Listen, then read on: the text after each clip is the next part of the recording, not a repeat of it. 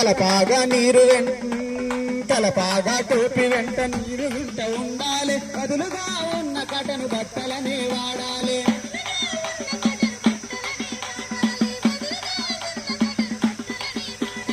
అరగంటకు ఒకసారి మంచి నీళ్లు త్రాగాలి. అరగంటకు ఒకసారి మంచి నీళ్లు త్రాగాలి. నీడలేన కాసేపు సేద తీర్చుకోవాలి.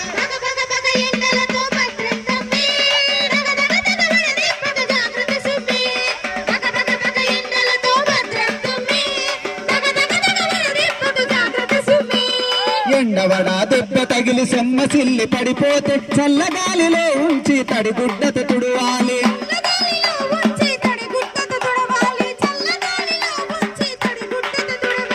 అధికంగా ఆయాసం నీరసంగా ఉందంటే వికారావాంతులతో తలనొప్పి నీరసిస్తే